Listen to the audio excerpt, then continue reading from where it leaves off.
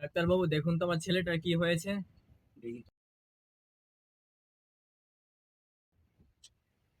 আরে, এই ছেলেটাকে নিয়ে কি করলেন আপনি জানেন? হায় হায় যে ডায়রিয়া, কলেরা, চিকুনগুনিয়া এমনকি করোনাটা পর্যন্ত হয়ে গেল। আর এই ছেলেটার কি হলো? আপনি কি এর আরেকটু আগে তো নিয়ে আসবেন, তাই না? আপনি কি দেখে বুঝে ফেললেন? আরে, আমি এক্সপার্ট না। আসলে আমি তো দূর থেকে দেখলেই রুগী নিয়ে আসি। মানে সরি, মানে আমাকে রুগীরা নিয়ে যায় আরকি দেখার জন্য। দূর থেকে দেখলেই বুঝতে পারি। ছেলে কিন্তু টাইম নেই, বেশি টাইম নেই। আরে এসব কি বলছে কি? না মানে হতেও তো পারে। হতেও তো পারে। তো এটা তো হয়নি না, আপনি এরকম অশুভ কেন ভাবেন? আচ্ছা, আচ্ছা, আচ্ছা, ভালো, ভালো, হ্যাঁ, ভালো। এখন হচ্ছে আপনি ছেলেটার তো বেশি সমস্যা। আপনি নিয়ে আসলেন কি করে? আসলে হেঁটেই এসেছি আমরা। কি ননসেন্স নাকি আপনি? হেঁটে আসলেন এমন একটা রুগীকে নিয়ে? আপনি কি পাগল নাকি? উনাকে তো অ্যাম্বুলেন্স দিয়ে আনলেও বলবো আপনি যদি রাস্তায় কিছু হয়ে যেত। আরে কি বলছেন এসব? না মানে হতেও তো পারতো না। মানে প্লেন দিয়ে আসার তো সর্বনিম্ন দরকার ছিল। আচ্ছা, এখন কি করতে হবে?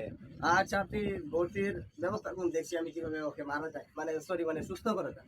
আপনি অনেক টাকা টাকা করছেন। আর টাকা না আসলে আমরা গুরুত্বটা দিই, টাকা না নেওয়ার দিকে আমরা সবচেয়ে বেশি মানে নজরটা দিই। আচ্ছা, আচ্ছা, আপনি তাহলে ভর্তি হতে কত টাকা লাগবে?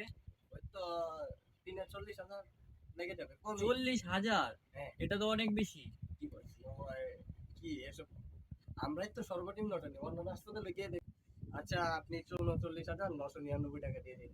মাত্র 1 টাকা কম? বুঝছেন? ৳১ বুঝতে পারছেন? ৳১ দাম কত আপনি?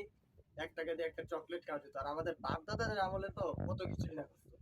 রাতের কাজও করতো এই ৳১ দিয়ে। মানে আচ্ছা। ওই যে যারা ধান ভাঙতো না, তাদেরকে যে রোজগারটা দিত, ওটাই দাম ৳১ বুঝতে পারছেন? আচ্ছা, রোগী ঠিক হতে কতক্ষণ লাগবে? কতদিন? আচ্ছা, আপনি ওটা নিয়ে সমস্যা চিন্তা করবেন না। যারা ৫ লাখ, ৪ লাখ দেয় তারা পকেটে টাকা ঢুকে মাত্রই আমার ঠিক হয়ে যায়। আচ্ছা, আপনারটা দেখছি আমি। যতদিন না আর এটা ওই লাখ পর্যন্ত উঠছে ততদিন একটু সময় লাগতে হয়তো। আর শুনেন, টাকাটা রিসিপশনে না দিয়ে আমার পকেটে চলে যাবে।